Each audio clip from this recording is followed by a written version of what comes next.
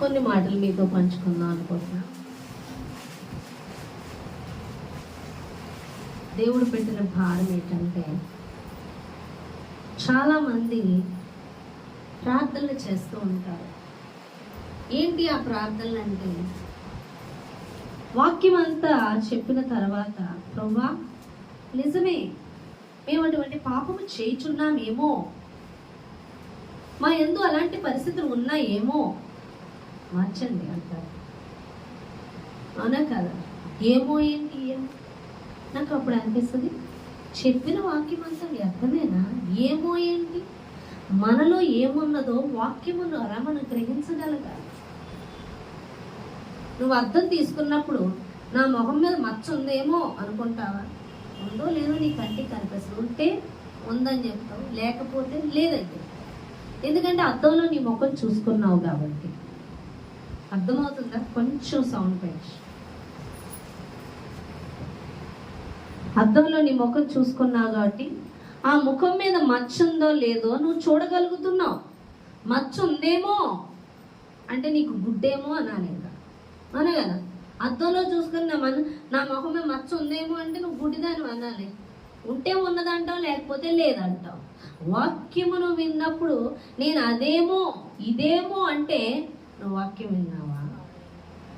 విన్నావా సరిగా? వాక్యం ఉంటే నువ్వేంటో సెర్చ్ చేసుకో. నాతో మాట్లాడావు ప్రభా అని సెర్చ్ చేసుకోమంటా. ఫలానా విషయం గురించి నాతో మాట్లాడాను, నేను సెర్చ్ చేసుకుంటా, నేను సరిదిద్దుకుంటా అని మనం ప్రార్థన చేయాలి. ఏమో అంటే నాకు అనిపిస్తుంది వాక్యం వినలేదేమో అనిపిస్తుంది. విన్నవాళ్ళైతే ఉన్నాయేమో చూడు ప్రభా, ఉన్నాయేమో ఏంటి? నీలో ఉన్నాయో లేదో గ్రహించలేదు దాని అయితే గుడ్డిదాన్ని. అద్దం చూసుకుంటూ నీ ముఖం మీద నీ ఒంటి మీద నువ్వు ఎలా ఉన్నావో నువ్వు చూసుకోలేకపోయావు అంటే నువ్వు గుడ్డిదానివి. కళ్ళు నీకు స్పష్టంగా కనబడితే చూడగలుగుతావు. అలాగే వాక్యం విని కూడా నువ్వు సెర్చ్ చేసుకోలేకపోతున్నావు అంటే నువ్వు ఆత్మీయ గుడ్డిదానివి అని అర్థం. ఆత్మలో గుడ్డిదానివి. ఆత్మలో గుడ్డితనం ఉన్నప్పుడే మనం ఎలా ఉన్నామో చూసుకోలేము. ఆత్మీయ నేత్రాలు తెరవబడితే చూడగలుగుతాం. మరి ఒక ప్రార్థన, ప్రభువా వాక్యం చదవలేకపోతున్నా నువ్వే చదివించుకో. ప్రభువా ప్రార్థన చేయలేకపోతున్నా నువ్వే చేయించుకో. ప్రభువా చర్చికి వెళ్ళలేకపోతున్నా నువ్వే నడిపించుకో. ప్రభువా బిర్యానీ తినలేకపోతున్నా నువ్వే తినిపించుకో అని అడుగుతారా? అడగరు. నేను తినలేకపోతున్నాను బిర్యానీ తినిపించు అంటారా? ఆగుతారా ఎక్కడైనా? ఈవేళ బిర్యానీ వండుతున్నామంటే ఆగుతామా? చెప్పండి. కడుపు ఖాళీ చేసుకొని మరీ ఉంటారు ఒక్కొక్కరు. అయితే అర్థమవుతుందా? తిండి తినిపించమని అడుగుతామా? నీకు ఆకలేయట్లేదు, ఆకలేసినప్పుడు నీకు తిను అని చెప్పాలా? నువ్వేళ్ళు తింటావు, అవునా కదా? నీకు ఇష్టమైన ఫుడ్ ఏంటో మరి తినాలనిపించినట్టు తింటావు. అర్థమవుతుందా? ప్రార్థన చేయించుకో, వాక్యం చదివించుకో. ఆయన చదివించుకోవడం ఏంటి? నువ్వు తినవా? నువ్వు తింటలేదా? తినిపించుకో అంటున్నావా? కొన్ని విషయాలు, ఏ విషయాలు దేవుడు చెయ్యాలో, ఏ విషయాలు నువ్వు చెయ్యాలో తెలుసుకోవాలి. వాక్యం చదవలసింది నువ్వే. నీకు శక్తి కలగాలంటే తినవలసింది నువ్వే. డాక్టర్ దగ్గరికి వెళ్తే అమ్మ బలహీనంగా ఉన్నట్టు తినిపించి డాక్టర్ గారు అంటారా? నువ్వు తినని చెప్తారు. ఆ బుద్ధి ఎవరికి ఉండాలి? నీకు ఉండాలి. కొంతమంది చాలా చాకచక్యంగా చురుకుగా ఉంటారండి. ఇప్పుడు నాకు ఏదైనా రోగం వచ్చింది అనుకో, నేను ఆలోచిస్తా ఎక్కడ ప్రాబ్లం ఏంటి అని. ఆ ప్రాబ్లంకి ఏంటి ప్రార్థన చేస్తాను. దుష్టుల వల్ల వచ్చిందా, శరీర బలహీనత వల్ల వచ్చిందా, నేను తినకొచ్చిందా, లేకపోతే తినకూడదు తినడం వల్ల వచ్చిందా అనేది ఒకసారి అబ్జర్వ్ చేసుకుంటా. దానికి తగ్గట్టు నేను సరి చేసుకుంటా. ఆ తిండి ప్రాబ్లం కానీ మెడిసిన్. ఒక్కొక్కరు అలా ఉండరు. ఆ రోగం వచ్చింది ఏంటో పక్కోళ్ళే కనుక్కోవాలి. దానికి ఏ మెడిసిన్ ఎక్కడికి వెళ్ళాలో వాళ్ళే చెప్పాలి. వీళ్ళు అలా ఉంటారు జీవోత్సవాలు. నీది నువ్వు తెలుసుకోలేనప్పుడు ఎందుకు ఏడవడానికి? ఎందుకు ఒకళ్ళ మీద ఆధారపడి? ఈరోజు జ్వరం వస్తే అమ్మకు ఫోన్ చేయాలి, బాబుకు ఫోన్ చేయాలి. ఏదైనా నొప్పి వస్తే వాళ్ళకి చేయాలి, వీళ్ళకి చేయాలి. ఎందుకు చేయడు? అదేంటో వాళ్ళు తెలుసుకోవాలా? నువ్వు తెలుసుకోలేవా? మా అన్నయ్య నేను అదే డిస్కషన్ చేసుకుంటాను. మా అమ్మగారు చిన్న నొప్పి వస్తే చాలు, రండి రండి రండి. ఎందుకు వచ్చింది ఏమో నా తెలియదు, ఇది అయిపోయింది ఏదో అయిపోవడం అంటే తెలుసుకోండి. నేను ఇప్పుడు వచ్చి నేను ఒక ఫోన్ చేయను ఇంటికి, నాదేంటో నేను చూసుకుంటా. మా అన్నయ్య కూడా, మా అన్నయ్య ఏదో మా అన్నయ్య చూసుకుంటాడు. ఏదైనా వచ్చిందా హాస్పిటల్కి వెళ్తాడు, తన ట్రీట్మెంట్ తను చేసుకుంటాడు.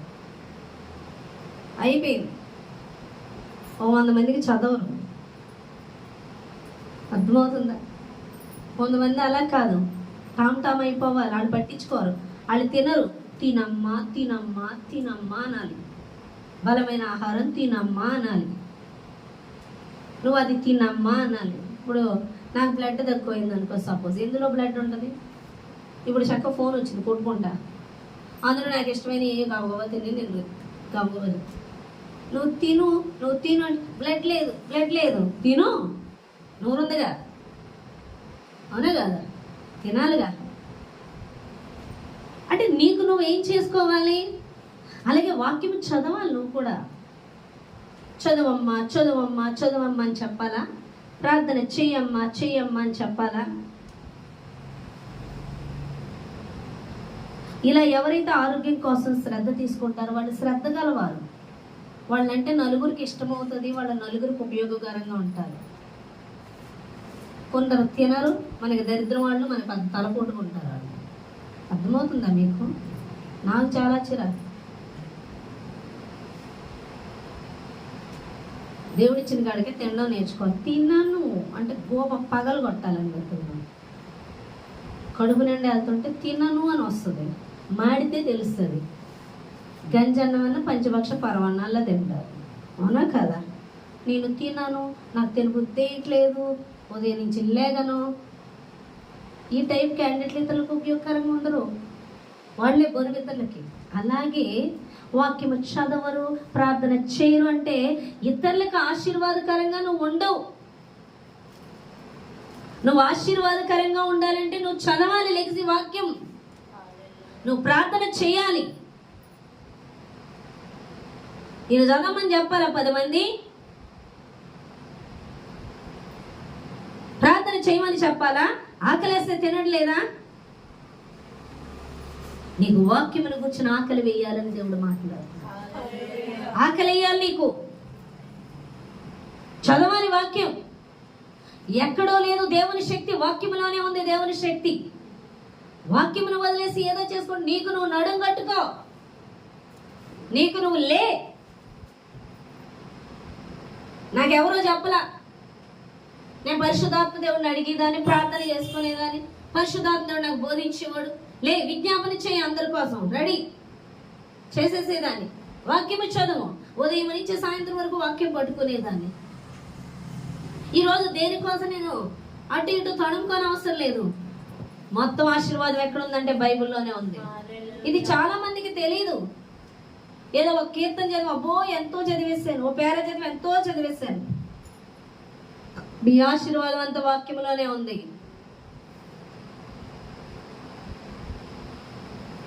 అర్థమవుతుందా? నువ్వు ఎంత మంచి తిండి తింటే ఎంత శక్తి పొందుకుంటావో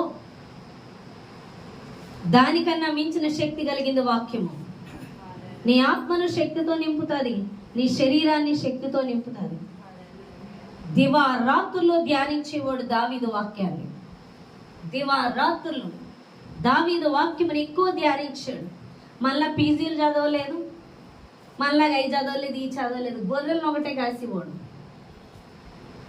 గొర్రెల్ని కాశాడు. కానీ దివారాత్రులు వాక్యాన్ని ధ్యానించాడంట, రాజంతటి వాడైపోయాడు.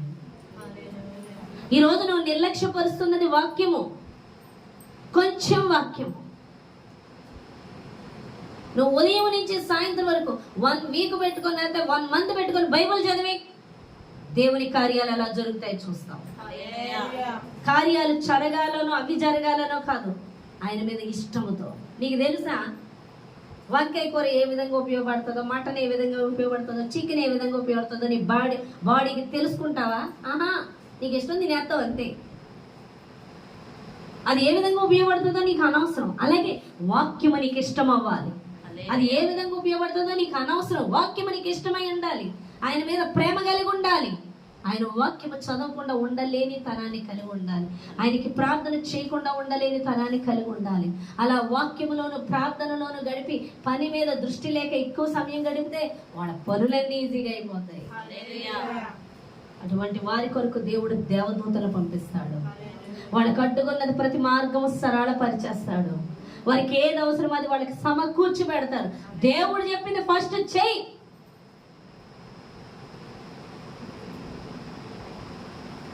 అది రాత్రి అవని, అది పగలవని, అది ఉదయం అవని, ఎప్పుడు చేయమంటాడో దేవుడు అప్పుడు లేచి చేయవలసిందే.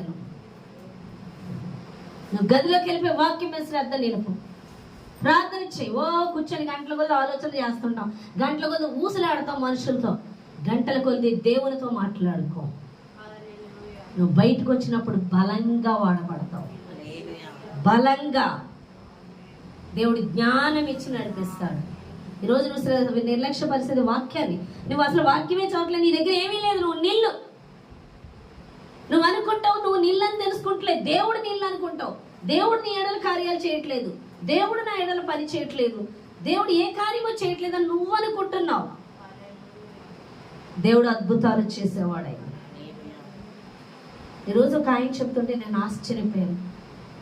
వాక్యం విస్తారంగా చదివేవాడు అద్భుతాలు బలంగా చేస్తాడంట దేవుడు. ఒక్కొక్కళ్ళ ద్వారా ఒక్కో విధంగా కలుగుతాడు. ఒకసారి ఒక అమ్మాయిని తీసుకొచ్చారంట. అమ్మాయికి అసలు బాగాలేదంట, నడవలేని స్థితి అంట. ఆ అమ్మాయిని తీసుకొచ్చి అక్కడ పడుకోబెట్టారంట. ఆ అమ్మాయి తేగానే కాలుతో తన్నేసాడంట. ఆయన ఎత్తుపడి చచ్చిపోయింది అంటాడు. పడిపోయింది ఆ పిల్ల. అక్కడ ఒక అతను ఉన్నాడంట. ఎవరు ఉన్నారంట. ఆయన ఏదో జాబ్ కావాలి చెప్ప, నీకు పిచ్చా, నువ్వు మూర్ఖుడవా, ఒక ఆడపిల్లని స్వస్థపరచమని తీసుకొస్తే కాలుతో తన్నుతావా, దుర్మార్గుడు అందంటే నువ్వు పగదవ్వావు అని చెప్పి మళ్ళీ వస్తే మళ్ళీ తన్నాడంట. మళ్ళీ తంటే మళ్ళీ పడి, నేనైతే అలా విన్నాను, ఏంటి చెప్తున్నాడు. ఆ పిల్లలు వేసి ఆడవడం మొదలుపెట్టినాడు.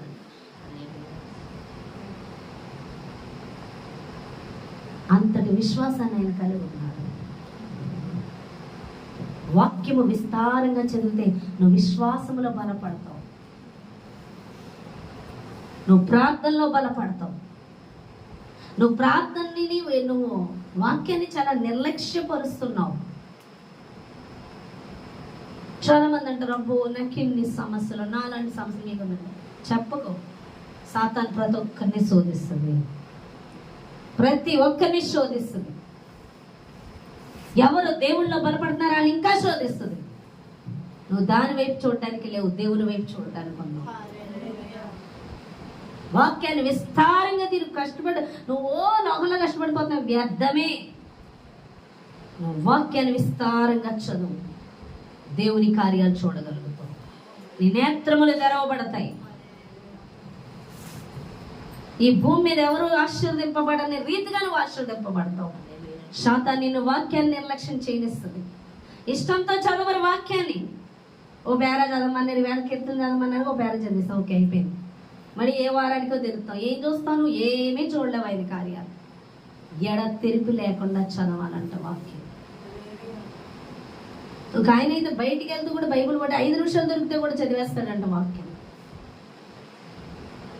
నువ్వు ఎంత విస్తారంగా వాక్యం చదువుతావో అంత విస్తారమైన దేవుని కార్యాలు చూస్తావు. చూడండి, యెహెజ్కేలు గ్రంథం 3వ అధ్యాయం 2వ వచనం చూద్దాం. యెహెజ్కేలు గ్రంథం 3వ అధ్యాయం 2వ వచనం. నేను నోరు తెరవగా ఆయన ఆ గ్రంథము నాకు తినిపించి, నరపుత్రుడా, నేనిచ్చుచున్న ఈ గ్రంథమును ఆహారముగా తీసుకొని దానితో నీ కడుపు నింపుకొనమని నాతో సెలవీయగా నేను దానిని భక్షించి తిని అది నా నోటికి తేనె వలె మధురముగా నుండెను. హల్లెలూయా. నేను నోరు తెరవగా ఆయన ఆ గ్రంథము నాకు తినిపించి, నరపుత్రుడా, నేనిచ్చుచున్న ఈ గ్రంథమును ఆహారముగా తీసుకొని దానితో నీ కడుపు నింపుకొనమని నాతో సెలవీయగా నేను దాన్ని భక్షించి తిని. నీ కడుపు దేనితో నింపుకోవాలి? వాక్యముతో నింపుకోవాలి. నువ్వు నింపుకోవాల్సింది కడుపుని వాక్యముతో. విస్తారంగా ఎంత తిని ఊరుకుంటావా అన్నం? నువ్వు కడుపు తృప్తిగా, ఇంకా ఆకలి అప్పటికి తీరిపోయేంతగా తింటావు. అలాగే వాక్యం కూడా ఆ రోజు ఆకలి తీరినంతగా నువ్వు చదవాలి. అందుకే దేవుడు అన్నాడు, జీవపు ఊటలు నీ బుర్రలోంచి కాదు నీ కడుపులోంచి ఉబ్బుకుతాయని దేవుడు మాట్లాడు. నువ్వు కడుపు నిండినట్లుగా వాక్యము తినాలి అని దేవుడు మాట్లాడు. అన్నం తిన్నాక మనం అరిగించే ప్రాసెస్ గురించి ఏమన్నా ఆలోచిస్తామా? మన పని అది. ఎవరి పని? వాక్యం అన్నం తిన్నాక లోపల పని చూసుకుంటుంది. డైజెస్టివ్ సిస్టమ్ అంతా దాని పని చూసుకుంటుంది, అవునా కదా? అలాగే నువ్వు వాక్యము విస్తారంగా చదివిన తర్వాత పరిశుద్ధాత్మ దేవుడు ఆ పని చూసుకుంటాడు. దాన్ని ఏ విధంగా నీకు అందివ్వాలో, అది ఏ విధంగా పని చేయాలని బోధిస్తాడు. ముందు ఆయనకి వాక్యం అందివ్వు. పరిశుద్ధాత్మని కార్యం అంటే ఎలా చేస్తావు? నీ నోట్లో వాక్యం లేకుండా నీ అద్భుతాలు చూడాలంటే ఎలా చూస్తావు? ఆశ్చర్యకార్యాలు చూడాలంటే ఎలా చూస్తావు? ఈరోజు దైవజనులు అద్భుతాలు ఆశ్చర్యాలు నిలబడి చేస్తున్నారంటే అది ప్రతి ఒక్కరి ద్వారా జరుగుతుందని దేవుడు మాట్లాడుతున్నాడు. నీ ఇంట్లో నీ అద్భుతాలు, నువ్వు అద్భుతాలు చూడాలి నీ ఇంట్లో. అనగా వాక్యం చదవండి విస్తారంగా. నీ పిల్లలు చదివించండి, కుటుంబంలో చదివించండి. వాక్యానికి ప్రయారిటీ ఇవ్వాలి. వాక్యం లేని వాడు వేస్ట్, వాడికి ఏం తెలియదు, సున్నా. విస్తారంగా వాక్యం చదవండి, ప్రార్థన చేయండి. దేవుడు మాట్లాడాలి ఆ దినము. ఆ వాక్యం ద్వారా నీకు మర్మము బోధించాలి. ఎలాగున్న ఆహారం అలాగే వెళ్ళిపోతుంది నీ శరీరంలోకి, దానిలో శక్తి లాక్కుంటుంది.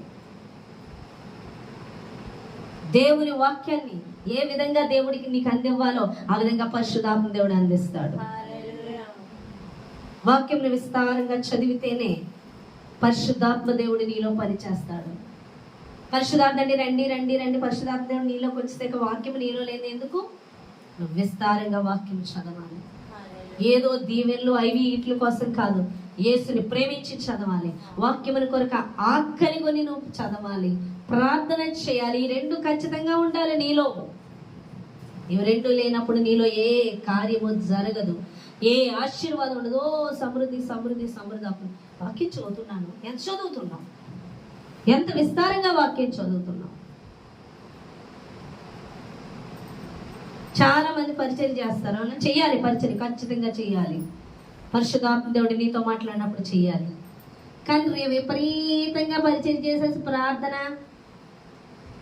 వాక్యము తక్కువైపోయినా వేస్టే.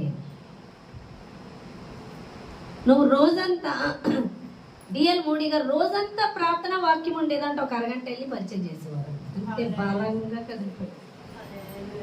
నువ్వు రోజంతా పరిచయం చేసి అరగంట వాక్యం చేస్తే అక్కడ పని చేయదు. నువ్వు రోజంతా వాక్యం చదువు ప్రార్థన చేయి, అరగంటలో నీ పనులన్నీ అయిపోతాయి. అది పరిచర్య అయినా నీ పని అయినా ఏదైనా దీవెనకరంగా మార్చబడిపోతుంది. కానీ వాక్యం విషయంలోని ప్రార్థన విషయంలోని నిర్లక్ష్యం వహించి దాన్ని తినకుండా నీ కడుపు నింపుకోకుండా నువ్వు ఆయన శక్తిని చూడలేవు, ఆయన అద్భుతాలు చూడలేవు, ఆయన ఆశీర్వాదాన్ని చూడలేవు అని దేవుడు మాట్లాడు. కాబట్టి వాక్యం నిర్లక్ష్యం చేయకు. బైబుల్ ఎంత నువ్వు ఎక్కువ చదివేస్తూ ఉంటావో అన్ని అద్భుతాలు చూస్తావు. చదివేటప్పుడు అనుమానించకూడదు. చంటి బిడ్డల ప్రతీదీ నమ్మేయాలి. వాక్యం ఏం చేయాలి? ప్రతీదీ నమ్మేయాలి. దేవుడు అద్భుతాలు చేస్తూ ఉంటాడు. యేసు ప్రభువు వారి సమస్తమని ఎరిగిన వారు కొంతమంది ఉంటారు. ఒక అమ్మాయి ఉంది, ఒక ఆవిడ చర్చిలో, దేవుడు నాకు ప్రవచనాలు ఇచ్చేస్తున్నాడు, ఇదిగో నీ గురించి ఇది, నీ గురించి ఇది, నీ గురించి ఇది, ఓ గొప్పగా ఫీల్ అయిపోయింది. కానీ ఏం వాక్యానుసారంగా ఉండదు. అది ఎవరు? దురాత్మ. దేవుడు ఏదన్నా మనకిస్తే ఆ యొక్క అధికారాన్ని బట్టి మనం ఉప్పొంగకూడదు. నాకు పాటలు బాగా వచ్చి ఉప్పొంగిపోతారు, నాతో దేవుడు మాట్లాడుతున్నారు ఉప్పొంగిపోతారు. అలాగ వాళ్ళు దేవుడిచ్చిన తలాంతులు బట్టి గొప్ప చేసుకుంటే అది దేవుడిచ్చిన తలాంతు కాదు, దెయ్యంగా వాడుకోండి. ఎందుకంటే దేవుడు నేల మట్టుకు తగ్గించుకోవడం ఏంటో నేర్పిస్తూ కదిలిస్తాడు. నువ్వు అద్భుతాలు చేస్తే నీకు దండలేరు ఎవరో. నిజంగా అర్థమవుతుందా? పట్టించుకోడు ఎవరు. మ్యాటర్ లేని వాళ్ళే నెత్తిరెట్టుకుంటారు, మ్యాటర్ ఉన్న వాళ్ళు పెట్టుకోరు. యేసు ప్రభు వారు లాజర్ లేపాడు, చనిపోయిన లాజర్ని. ఏం చేశారండి ఆయన్ని? సిలువ వేశారు. మెచ్చుకున్నారా? యేసు ప్రభు వారు వస్తుంటే పూలు చల్లారా? యేసు ప్రభు వారు వస్తుంటే ఆయన ఏమన్నా ఘనపరిచారా? అంత చేయరు. నిజమైన కార్యాలు జరిగేటప్పుడు నేత్రాలు తెరవబడాలి. అమ్మో అని గొప్ప చేసేస్తున్నారా? పౌలు శీల అలాగే వాళ్ళు అద్భుతాలు చేసినప్పుడు వాళ్ళు పౌలు వాళ్ళు గొప్ప అద్భుత కార్యాలు చేసినప్పుడు మనుషులు వాళ్ళకి పేర్లు పెట్టేస్తారు. పేర్లు పెట్టేసి వాళ్ళు ఏం చేస్తారంటే దేవుళ్ళ కింద చేసేలా సిద్ధపడితే వాళ్ళు తమ బట్టలు చింపుకొని, చాలా అక్కడ వాగ్వివాదం జరుగుతుంది. కాదు, మేం కాదు, అది దేవుని వల్ల జరుగుతుంది, అది మా వల్ల కాదని వాళ్ళంతగా తమను తాము తగ్గించుకుంటారు. మనల్ని పొగిడించుకోవడానికి చూస్తుంటాం. ఇదిగో నీ గురించి నాకు ఇలా మాట్లాడేసాడంటే అమ్మో గొప్ప. అదే నేను నిజంగా చెప్తా అంట, చెప్పాలా, నలుగురిలో చెప్పాలా, మమ్మల్ని అనేసారా అని మాట్లాడతారు. అది నిజంగా చెప్తే. అదే సాతాను గారు చెప్పాడు, అయ్యో నా గురించి వాళ్ళు చెప్పేసారు, అమ్మో అమ్మో నన్ను హెచ్చించేస్తారు. అక్కడ పలికింది సాతాను. దేవుడు పలికితే తీసుకోవచ్చుగా, తీసుకోరు. అనాలా, మమ్మల్ని అనేయాలా, మమ్మల్ని ఏలెత్తు చూపాలా అన్నట్టు మాట్లాడతారు. ఎందుకంటే అక్కడ దేవుడు మాట్లాడాడు కాబట్టి అక్కడ సరి చేసుకోవడం ఇష్టం ఉండదు. అదే దెయ్యం మాట్లాడింది అనుకో, అచ్చి బాబోయ్ నేను పాపినంట, అయ్యి బాబోయ్ నేను తప్పు చేశానంట, నేను చెప్పేశారు అని మెచ్చుకుంటారు. అది దురాత్మ కాబట్టి మెచ్చుకుంటారు. అర్థమవుతుందా? కానీ మనల్ని పొగిడేస్తున్నారు చెప్తుంటే అంటే పాశ్రమ గారు నా గురించి వెళ్ళి చెప్పేశారు, ఏముంది బాబోయ్ అంటారా? సెర్చ్ చేసుకున్నానంటే ఇంటికి వెళ్ళి నీ సొనుక్కుంటారు.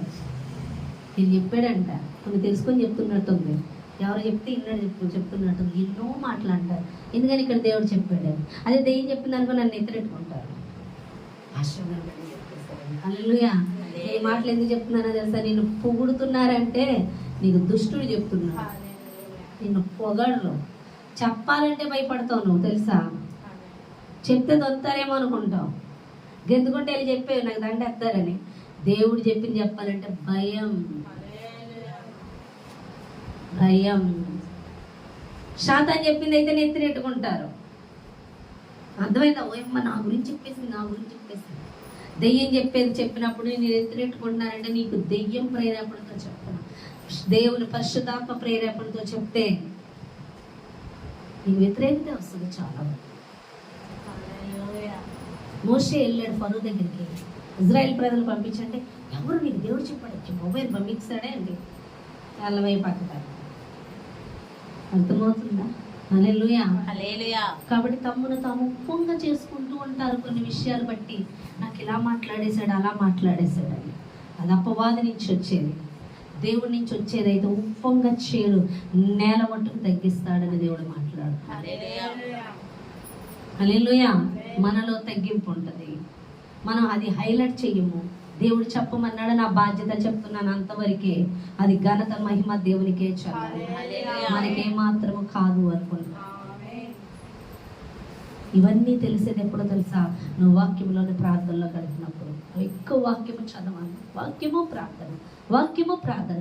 ఇది ఎక్కువైపోతే, నువ్వు పోషింపబడకపోతే, నువ్వు సమస్యల నుంచి విడబాధాలు పొందకపోతే, నువ్వు దీవించబడకపోతే, నీ ద్వారా ఇతరులు దీవించబడకపోతే అప్పుడు విస్తారంగా వాక్యము, విస్తారంగా ప్రార్థన, పరిశుద్ధాత్మ దేవుని నింపుదలతో నువ్వు ఈ కార్యాలు చేస్తున్నప్పుడు, ఇలా నువ్వు దేవుని విషయంలో కదులుతున్నప్పుడు ఖచ్చితంగా నీ ఎడల అద్భుతాలు జరుగుతాయని దేవుడు మాట్లాడుతున్నాడు. నీ ఎడల ఏ కదలిక లేదు, నీ ఎడల ఏ శక్తి లేదంటే వాక్యము చాలా తక్కువ ఉన్నది. నేను చాలా విషయాల్లో సమస్యలతో శోధింపబడుతూ ఉండేదాన్ని. బాగా శోధన వచ్చేది, నలిగిపోయేదాన్ని. శ్రమ శ్రమ శ్రమ. ఏంటి ప్రభువా నేను ప్రార్థన చేసినప్పుడు? వాక్యము విరిగిన కత్తితో యుద్ధం చేయలేవు, కత్తి పొదను ఉండాలి అన్నప్పుడు వాక్యం ఎక్కువ చదవడం మొదలు పెట్టాను. ఎక్కువ వాక్యం లేకుండా, ఎక్కువ ప్రార్థన లేకుండా నువ్వు రోజంతా పరిచయం చేసిన అక్కడే ఫలింపు ఉండదు. వాక్యము, ప్రార్థన, దేవుని అందరి ప్రేమ, దేవునికి లోబడే హృదయం, పరిశుద్ధాత్మ నింపుదల ఉన్నప్పుడే అక్కడ కార్యము జరుగుతుంది అని దేవుడు మాట్లాడారు. కాబట్టి మనం మన కడుపులను వాక్యంతో నింపుకుందామని దేవుడు మాట్లాడుతున్నాడు. ఈ చిన్న మాటలు దేవుడు దీవించి ఆశీర్వదించును గాక.